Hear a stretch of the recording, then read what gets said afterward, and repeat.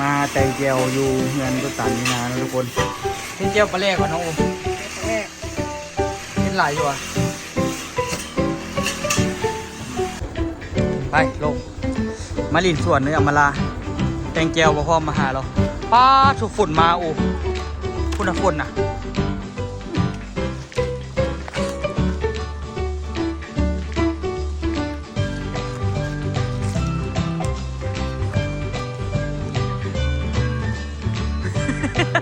โอ้โห เหมาะขนาดลองใส่สบายดีทุกคนสบายดีตอน2 โมงสวยนะทุกคนเนาะมื้อนี้นี่บ่ได้เฮ็ดหยังเลยทุกคนเนาะมื้อนี้กะตัวบอกไอ้อ้นแต่มื้อวานนี่แล้วว่ามื้ออื่นจะมาซอยเวียกข่อยเด้อบอกที่ว่ากับไอ้อ้นแต่ว่าไอ้อ้นว่าโอ้ยมื้ออื่นบ่ได้ไปแล้วว่าพอดีมีคนที่ขึ้นไปเทิงภูเขาน่ะเราถามมาเหือเรายังอยู่ดีบ่ข่อยเราถามนะแต่ว่าคนอยู่เทิงภูบอกมาโอ้ยบ่เห็นเหือได้หยังวันนี้นะบ่เห็นเหือเจ้าได้หยังวันนี้แบบว่านี่แหละเราเลยเป็นห่วงเหือเนาะมื้อนี้เราเลยขึ้นภูไปเบิ่งเหือไปเบิ่งจักเหือเนาะบ่ฮู้ว่าสิเป็นจังไดแต่ว่การเป็นว่า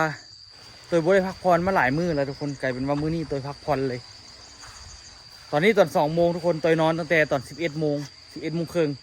จนฮอดบ่าย 2รู้สึกว่ามีแฮงขนาดทุกคนบ่ได้มีแฮงแบบนี้ดนแฮงนะทุกคนเนาะก็เลยแบบว่าสัตว์กะพักผ่อนเลยมื้อนี้เนาะก็เลยส่วนอัวตื่นมาแล้วพอดีอยากส้มได้ป่ะดิเนาะมันดีอยู่ละล่ามันอยากส้มเลยทุกคนก็เลยส่วนอูไปกินบักเงียวไปเงียวอันนี้เฮ็ดเจียวแซ่บๆเอาบักเงียวลอยผมมันน้ำลายแตกทุกคนเลยไปเบิ่งเงินเบิ่งห้านเท่านิดนึงว่ามันเป็นยังไงล่ะปัจจุบันนี้ออโต้กะนอนกับไปจันยูรุมมันเบิ่งเขาจะมาตัดเอาหญ้ามาละตัดหญ้าไปให้งัวซนเขาแต่ว่าคันมันโป่งยาวขึ้นนิดนึงกะสิให้เขามาเอาอีกห้านเนาะมีแต่ไอ้อ้นมามืออื่นกับมีแต่มาโบกอย่างเดียวเลยทุกคนตัวกับไอ้อ้นสิซวยกันโบกน้องเบิ้งเนาะแต่ว่ามื้อนี้นี่กะพักผ่อนไปเลยแต่ว่าตัวซื้อเครื่องซื้อของมาละ เบิ้งบางแรงมาตัวสิมาแลนน้ำเนาะแลนน้ำตัวนี้เข้าไปห้องน้ำเนาะให้มันแบบว่ามีน้ำใสนี่แบบว่าเปิดนะน้ำใสเปิดแบบว่าช่วงฮอนขี้ทรายฮอนอย่างนั้นให้มันมีแบบนั้นซะเนาะนี่ห้านกะแล้วมาทุกอย่างแล้วทุกคนเดี๋ยวพาทุกคนไปเบิ่งนิดนึงเนาะแต่ต้องบอกขอยเพราะตัวนอนอยู่ห้านกับแม่จันตัวกับโอชิพากันไปนอกเนาะบอกว่ารับเขาบอกรับอยู่เนาะนี่ทุกคนตอนนี้นี่กะห้านมันแล้วทุกอย่างแล้วเนาะโอ้พอจอยมาปรับนาดินคักกี่ได้นี่พอจอยปรับจนหลายเติบละนี่ปรับกับแห้งดีแล้วทุกคนเนาะอุ้ยตกใจเบิดโอ้ยพอจอยอยู่ไหนนี่วะห้องแห้งแหละเอาตัวรับตกใจเบิดบุ้งว่าอยู่นี่ไปห้อนบุ้อนทุกคนตอนนี้นี่กะเห็ดอันนี้แล้วเรามีแต่โบกอย่างเดียวนะทุกคนเนาะปรับดินออกมาโอ้แจ่มเลยมีแต่ค่อยๆปรับมันนี่แหละกะบ่ยากอะไรทุกคนเนาะคนทรายคนหินที่เป็นเรือหันเอามาใส่ทั้งหน้าแล้วก็เทเนาะแต่ว่าโยก่อนมื้อนี้พักผ่อนเลยตัวกะสิบ่เฮ็ดหยังได้แท้เนาะมื้อที่แบบไอ้อ้นพักผ่อนตัวว่าสิพักผ่อนแต่กะบ่ได้พักทุกคน2 มื้อที่ผ่านมากะก่อฝานี้กับก่อฝานี้เนาะจนแล้วเนาะทุกคนแล้วกะอันนี้กะสิบ่เอาลงเลยกะว่าสิได้ไปโบกเทิงน้องลุมเลยเนาะตัวนี้ห้องนอนห้องหยังเฮาก็สะดวกสบายเลยเด้บัดนี้นี่มีแต่เบิ่งคันตัววางตัวสิไปซื้อส้วมมาเนาะซื้อหัวส้วมอย่างละมาต่อตัวนี้ไว้วันนี้ก็สิเริ่มเทพื้นจากพื้นของน้ำมาเลยเนาะตัวสิต่อน้ำมาต่อกอกใส่นี่ใส่แถวแจ๋ๆนี่ไว้ประมาณนี้แหละตัวสิต่อไปไว้เนาะต่อไปไว้เลยซีหูทางในแล้วก็สิต่อไปไว้เลยว่าสิเอาก๊อกประมาณไหนเพื่อสิได้ต่อสายทอมาใส่น้ำอย่างอยู่ในนี่มันจะสะดวกเนาะต่อท่อน้ำสางไปเลยมันเป็นไดออโต้เนาะทุกคนเปิดก๊อกก็คือได้เลยเนาะนี่จะได้เกี่ยมฮอนใส่ถังนี่แหละแต่ว่าถังนี่น้ำยังหลายอยู่ผมเราซีแบ่งออกใส่3ก่อนแล้วไปเราจึงค่อยๆเฮ็ดเนาะเฮ็ดอย่างก็ได้ทุกคนฮานก็คืบหน้าไปได้หลายโอ้พอปรับให้มันเพียงแล้วมันเป็นตาเบิ้งเลยทุกคนบัดนี้ฮาน นี่แจ่มเลยปรับเพียงๆแหละคือว่างามหลายเลยเนาะมีแต่บนไหนมันรูปเขาก็สิค่อยๆปรับไปคือแถวนี้นี่มันโนนเนาะแถวนี้ก็ต้องได้ปรับเบิดปรับเพื่อแบบปรับพวกนี้นี่ไปใส่ทั้งรูปพวกนั้นเนาะขั้นอันไหนบ่พอเขาก็สิเอาพวกมันมีโตหินกับทรายที่เขาเจ้าถมนะเห็นบ่นี่ทุกคนตักเอาตัวนี้เนาะตักเอาตัวนี้ไปใส่น้ำแล้วก็ส่วนมงบ่พอแท้กะสิได้ตักขี้ทรายได้ทุกคนไปปกหน้าทั้งเมิดเลยให้มันละเอียดดีๆเนาะให้มันเจ็บๆแล้วก็จึงเทพื้นว่าซั่นซะไปทุกคนเดี๋ยวเราไปทางไม้เนาะอันนี้กระปะไว้นี่โอเคละจึงเก็บพรมระเบียบเพียงห้อยเอาอากาศดีกว่าทุกคนมื้อนี้ยุงคือสิแบบกระซุ่มขนาดอูบ่เอาใส่กันยุงมาแล้ววับแหละเจ้าเอาค่อยอย่างมันเมียนเดียวเดี๋ยวไปยืมของปุตานนึงเดี๋ยวเพื่อนกับมีอยู่ที่อุดยุงไปยาวนี่ไปหานอก็ได้ทุกคนต้องมีคนละอันกันยุงโอ้มักเงี้ยวอยู่ข้างเรากับวิไลอยู่ก่อนหรอครับที่ว่าเด้ข้างหน้ากับเวนผมไม่เห็นเนาะโอ้ผมเห็นทุกคนเนาะตอนนี้ตอน2 โมง 3 โมงยังมีหมอกอยู่มื้อนี้อากาศเย็นฝนตกปล่อยนอนหลับโอ้ยสบายขนาดมื้อนี้สั่งแต่อูมากวนเหมือนสักหน่อยนึงมักต้องกำลังออกมาละโอ้เจ็บกระเพาะว่ะฮะเอาที่เซลซื้อเอาคือสิเอาเจลมากินอยู่ต้นเนาะนี่เต้งเจียวเงินเราเลยสร้างวะเอาไปสิเบ็ดเด้อเอาเมย์ไม่เอาเมย์เอาเงินตัดเนาะแตงเจียวอยู่เนาะเจียวเราชวนไปตู้กินเลยกับวอลนั้นเดี๋ยวเอาชีไปเบิ้งโค้งนั้นเลยไปเบิ้งโค้งสร้างเงินก่อนบนเทศหลังคาน่ะเพื่อคอยชีดีเก็บไปเบิ้งตัวอย่างการดีต้องดีเทศหลังคาเลี้ยวเนาะคุณท่านตายเนาะฝนตกแมนแล้วพอจะเฮ็ดหลังคาแล้วฝนก็ตกมาตลอดเลยทุกมื้อเลย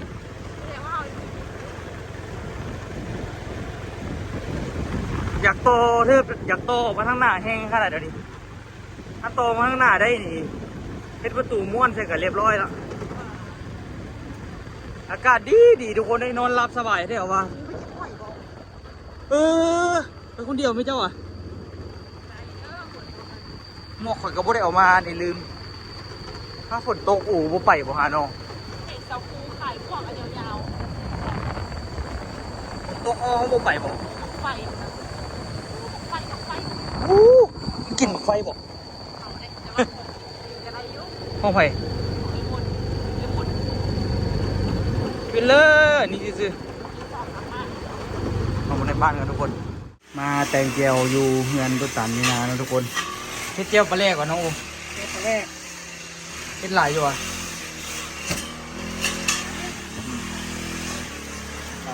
ทีโดมันต้องเจียวตรงนี้แหละมันเงี้ยวน่ะมันต้องหวานนิดนึงเนาะน้ำตาลเอาหลายๆเลยแล้วก็มะม่วงน้ำปลาหวานบ่อย่างนั้นแหละรสชาติอ่ะมันต้องเหนียวหวานเค็มเต้งเจียวเนี่ยเอาไว้ข้ามคืนไม่เสียผมว่ากินสดๆไป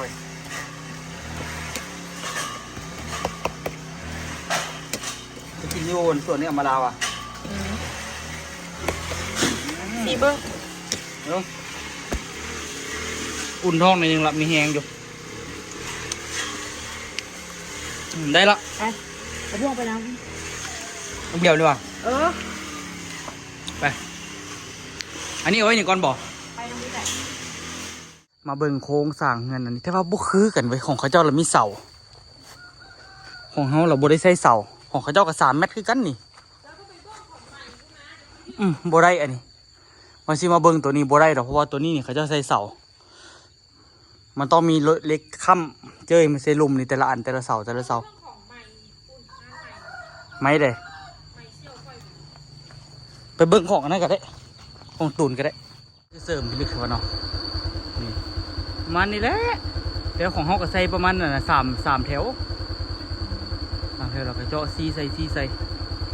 ยังข้ามแต่อันนี้ก็หลายซีเว้ยหลายโฮเว้ย องเบิ่งเนาะเดี๋ยวสิเอาไปเฮ็ดทานเฮามีแต่เฮ็ดตัวนะขางคู่แบบนี้แหละเจอตัวนี้เจอตัวนี้เนี่ยเข้าหามันมานี่เดี๋ยวที่เนาะเข้าใจแล้วแหละไม่ยากหรอกง่ายๆแค่จอดเล็กเป็นซื้อก็ได้ละแต่ว่านะตัวซีเสามันข่อยยังบ่มั่นใจว่าเขาจะเฮ็ดจังไดเลยตัวเขาจะเฮ็ดเสานะบางคนก็แบบว่าซีฮูแล้วก็หันน็อตใส่แต่ไปเบิ่งพ่อจอยเอาพ่อจอยสิมีวิธีจังได๋ฮะ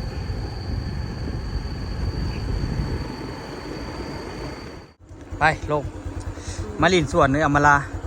แตงแก้วบ่พร้อมมาหาเราป้าถูกฝนมาโอ้คุณน่ะฝนน่ะงามเนาะสันเอาเหยียบตัวนี้เขาก็มันสิเหยียบอูไม่เขาสิแตก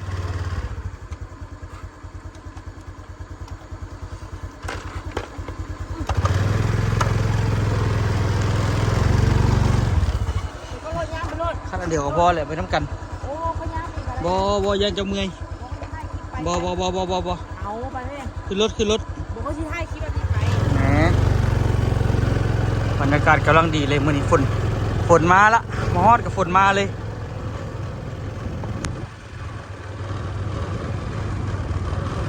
ที่ดูอันนี้เพิ่นแตกปวดดอกเฮ้ยน่าให้ข่อยมาฮับเหมาเฮ็ดอันนี้นี่ได้นี่ข่อยเฮ็ดได้นี่แต่คันข่อยเฮ็ดข่อยเทคานหลายรอบอ่ะง่ายๆนี่เทคานก็ได้เด้อูไม่นะโอ้บอกใครละทุกคนมักเงียว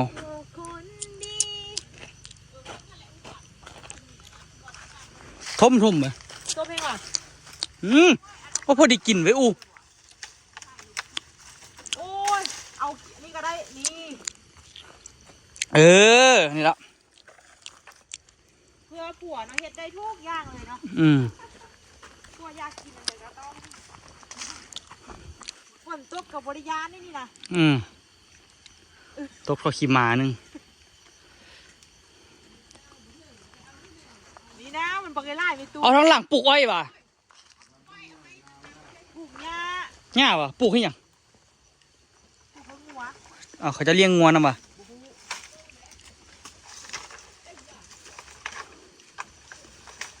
โอ้เบิ่งทุกคนฝนฝอยงามขนาดบรรยากาศอยู่นี่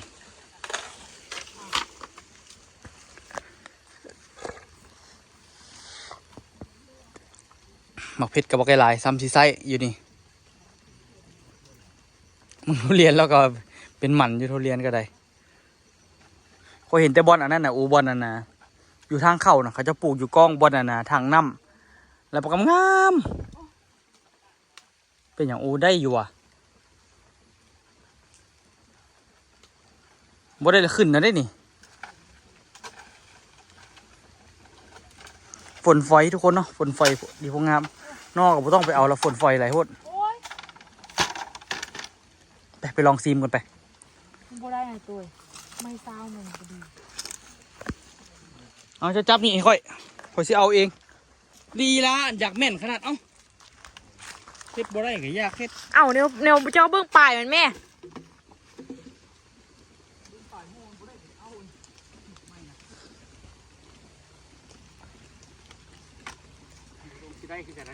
เจ้าก็เบิ่งมีเจ้ามาให้อย่างเจ้าก็ตัดปลายมันแม่ตัดยังไม่มันกรอบหรอมีกว่าได้โอ้หมดมีเจ้าน่ะตัดปลายไม่ตุยไม่ใส่อูมีเธอเอามาให้จังหูปลายไม่ตัวไหนนี่ไม่ตัวเฮอ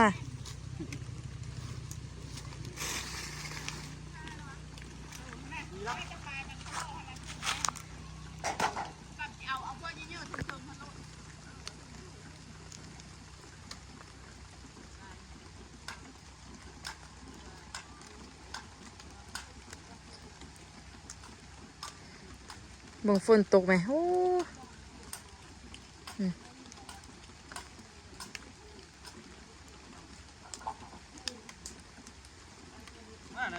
ฮะ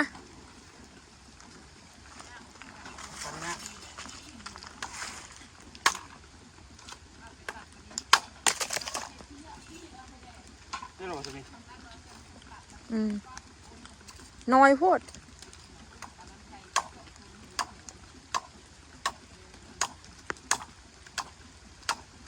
โอ้ชีวิตรันทดแค่วะ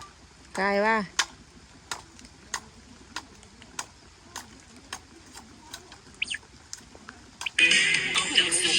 ฮะอันเด้อ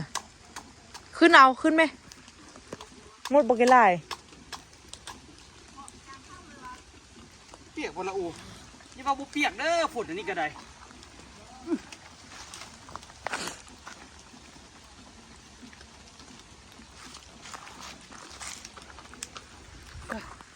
เติมเมียอยากกิน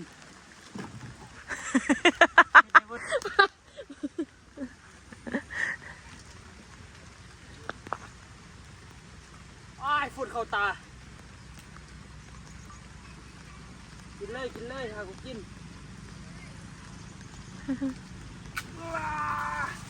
ตัวเมียอยากกินไม่ได้เบิดเอา พอแล้วสันนี้ก็พอละ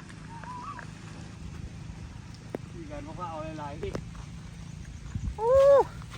สวยมาก เป็นระไม้ ภาษาอันภาคใต้เขาเอิ้นมากอันมะคอแลนอ่ะจับดู จับโอ้ เหมาะขนาด เดี๋ยวไปลองใส่นั่นลองมือไป ไป ไปถึงกองสูบขนาดหลังเปียกเอาเลยโอ้ยเอากินมากินนี่กินแล้วก็มานี่ย่านเจ็บท้อง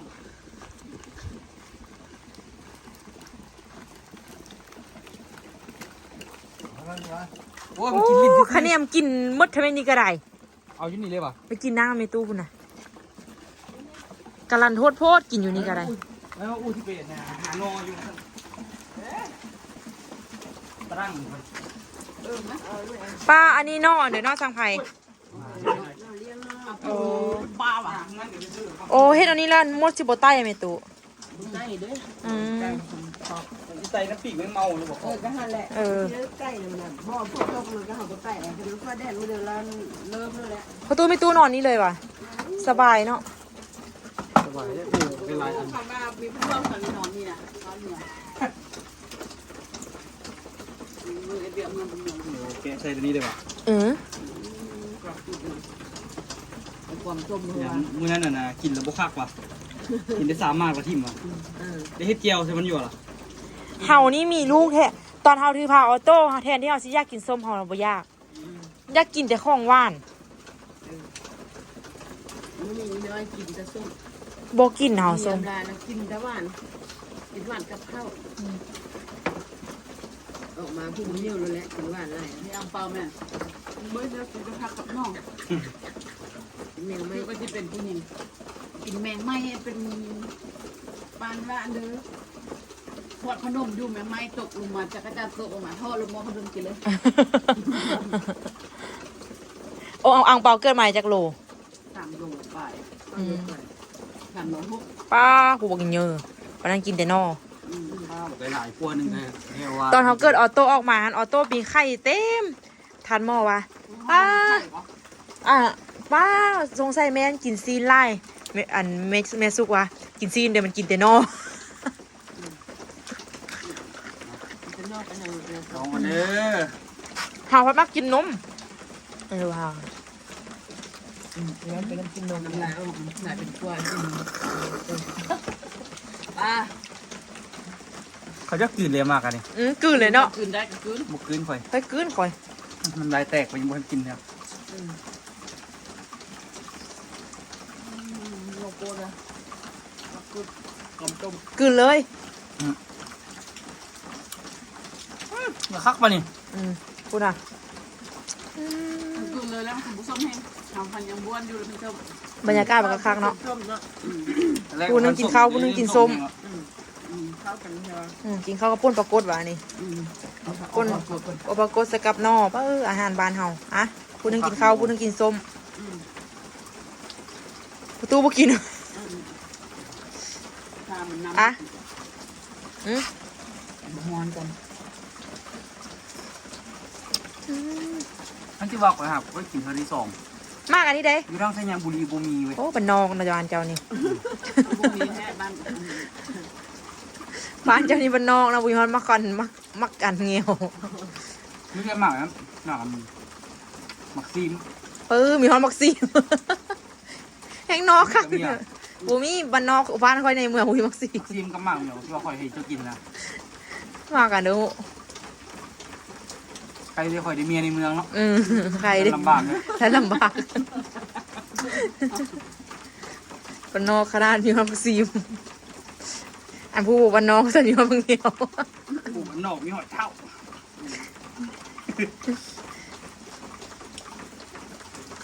โอ้คักเลยโอ้ เนาะ มันกับบ่ได้สมเฮงก่อนดีว่า แม่เอากินกับอยู่กับแก้วบ่ต้องมาเด้อแก้ว แค่ไปกินลากับส้มเนาะ ลามันกินลาละบวยมันชุดขนาดละ อ่ะจับเขาจะกินวันนี้อ่ะ กินเนี่ย อ่ะ ข่อยเราบ่กล้ากินแกนมัน มาเขาจะกิน บางคนกินแกนมันคือสิคัก คักๆเลยเนาะ แต่มักต้องก็ยังกินบางคน ข่อยก็บ่กินหรอกต้องแกนทั้งแกนใหญ่อ่ะนั่น กินไปดับ แซ่บเลยกินเนื้อน้ำอิดกินอยืดส่วนไฟหนังโอยูนเสียงกันนะแซ่บเลย กินทำไมอยู่ส่วนฮัน มันนอกคักอ่ะ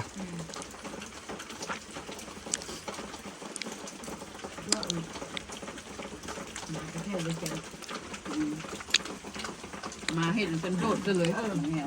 โอ้จมร้านเสื้อเต็มคนเลย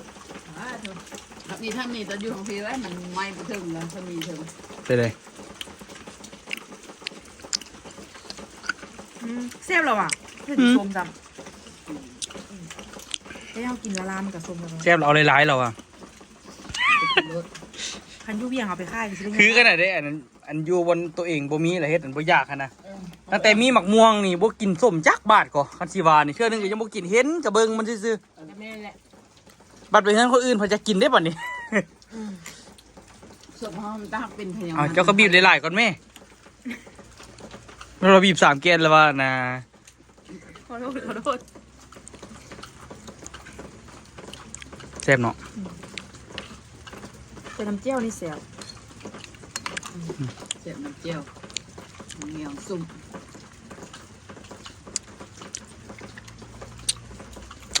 เอาน้องมาคุยมึงดู เอาน้องมาคุยนี่ แจวกะปิก็ยังคุยแจวนี่สิเป็นหยังจะปลาแดกเนาะหากเด้อ ข้างว่า อยากกินได้เหรอ ต้องเจียวกับพี่เท่านั้น เขาไปเอาอันหน่อยเขาไปเอานอไปให้แจวกะปิจำเนาะ แม่บอกอยู่เจ้าหันพากินไปต้มหมูลายแม่จานนั้นบอกพอพี่สุภาพก็กิน ผู้ปีกายนี่ปีนี้ได้กินนะ ยุ่งกันเขาก็กินคือกันนอกสั่งไผ่ผู้ปีกายนี่ก็ได้กินละ เอาปุ๊บซื้อนอกมาได้ไปชอบนอกแล้วมันไก่แล้วนะมันไปชอบนอกไก่อยากเอาย่างไปแถมหัว คือว่าอันนั้นอีกมั้ยครับคือว่าซื้อมาปลูกที่มันบอก ไปกินเล่นบ่ผู้ปีกายนะ แต่ว่าก็ยังอยากไปอยู่เด้ของ ไปเถอะ มีน้อยยุ่งกันยังอยากไปรออยู่เด้ ทั้งเป็นคนป้าฝนตกกันไรไปบ่ได้ละโอ้ ไปได้อยู่ ไปบ่ได้ค่อยแถวนี้ก็กลับใช่หรอฝนตกก็สิไป บ้าคักเนาะ เข้าป้าละบอลเข้าป้าละพูดนอดิน นอกยังไง สะไพ่ คน ดี คนตกวะเรียบร้อย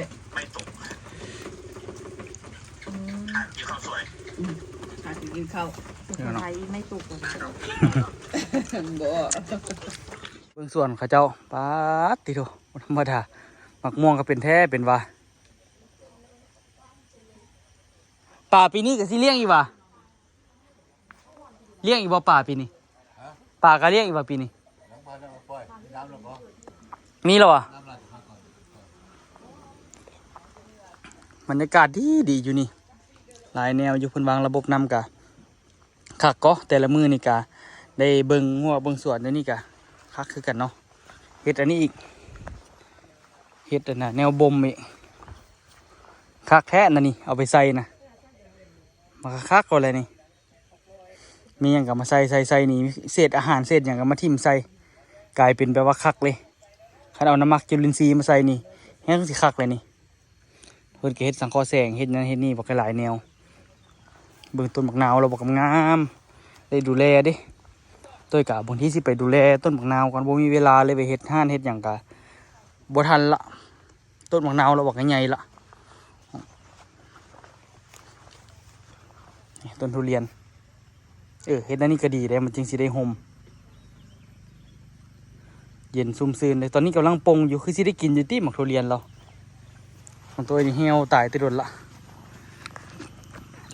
รู้สึกว่ามันต้องเอาอยู่บนซุ่มน้ำมันจึงสิคักเป็นหมักเพชรก็บอกหลายหมักนาวหมักทั่วยาวเบิ่งตอนนี้เราปลูกนะพุ่นบอกหลายเลย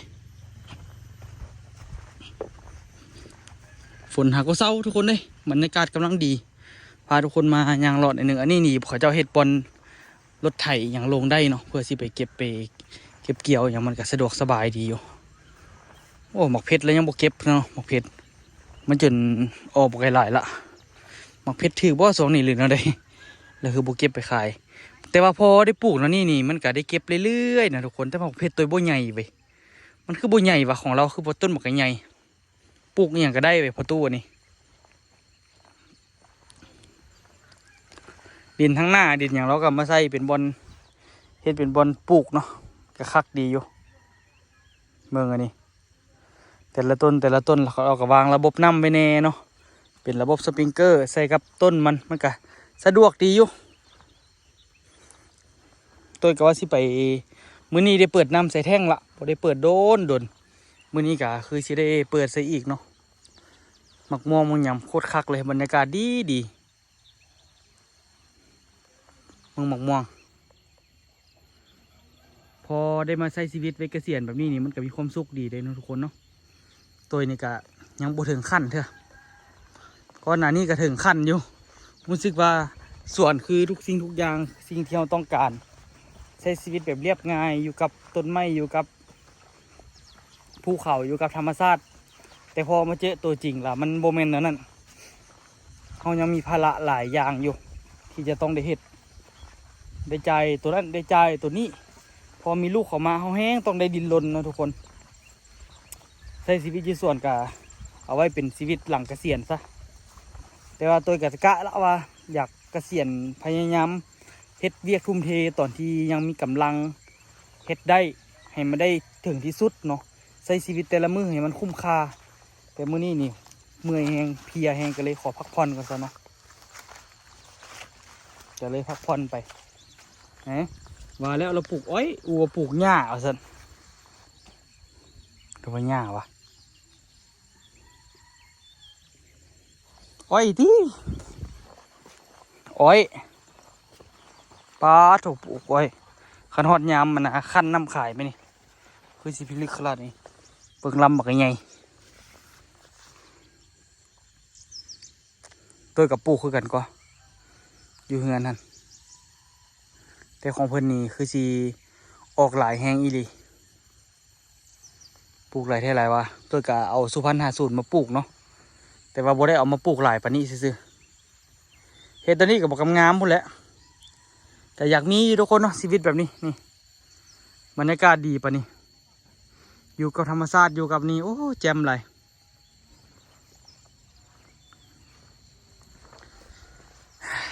มีแต่สร้างสาให้มันได้ถึงที่สุดตอนนี้ก็ได้แต่ก่อนนี่เราเฮ็ดเป็นอันนั้นคลองใส่ไก่อยู่นี่แต่ตอนนี้เราถมละรู้สึกว่ามันบ่มีประโยชน์เราเลยถมเนาะมันกลับมาในช่วงยามฝนแหละเบื้องน้ำอยู่นี่ก็เริ่มมีละจังหน่อยเราก็สิเอาปลามาปล่อยเลยนี่ปล่อยเลี้ยงเนาะมันก็คักดีอยู่แต่ละมือก็ใช้ชีวิตกับหัวกับส่วนแต่ว่าสำหรับตัวการเฮ็ดส่วนที่มันใหญ่ปานนี้นี่ก็ตัวกับบ่มักคือกันอยากมีส่วนย่อมๆน้อยๆบ่ต้องใหญ่หลายเนาะแต่ละมือให้ได้ออกกำลังกายเฮ็ดนั่นเฮ็ดนี่คันใหญ่หลายแล้วรู้สึกมันเป็นภาระอยู่ในหูแต่ว่าตัวอยากได้ดินกว้างประมาณนี้แหละคือสิคักเนาะเฮ็ดดินมีสวนมีหยังอยู่นี่แต่คันดินกว้างประมาณนี้นี่เฮ็ดสวนอย่างก็คักเลยอยู่ใกล้แคมทางเลยอยู่นี่นำไฟสะดวกเข้ามาแจมตัวและอยู่นี่ก็ได้เนาะ พอตู้คนกับโบไปเฮือนเลยเดี๋ยวนี้อยู่ส่วนเป็นส่วนใหญ่เลยเนาะหมกม่วงแดงจักรพรรดิโปรจักนี่นะเงยใหญ่ไทยใหญ่วะแต่หมกม่วงใหญ่หลายกะคือว่าแหละมันกับบุ้งสึกยากอันนี้คือเหลืองๆแล้วเพื่อมาลาแล้วก็ซื้อมาใส่โอ้พอคักเนาะเฮ็ดทุ่งเฮ็ดสวนดูพี่เมืองหมกม่วงเลยพี่ลึกขนาดโอ้ม่วงโลบ่จักเคยห่ออยู่แต่ว่าห่อไปแล้วมันน่าจะถงมันถงเอามันบ่ได้มันใหญ่กว่าถงเนาะมื้อนี้ก็ธรรมดานะทุกคนเนาะคลิปมื้อนี้นี่ก็พามาเยี่ยมชมสวนแล้วก็มากินหมักแงวทุกคนเนาะบรรยากาศกำลังดีเลยช่วงนี้อ่ะทุกคนเป็นไผที่มาคลิปนี้ก็อย่าลืมฝากกดไลค์กดติดตามไปซองตัวย่อย2 หล่อพอหล่อเด้อเพื่อเป็นกำลังใจให้ตัวคลิปต่อไปเนาะสำหรับคลิปนี้ขอตัวลาทุกคนไปก่อนแล้วเจอกันคลิปหน้าขอลำลาทุกคนกับบรรยากาศนี้ไปก่อนเด้อ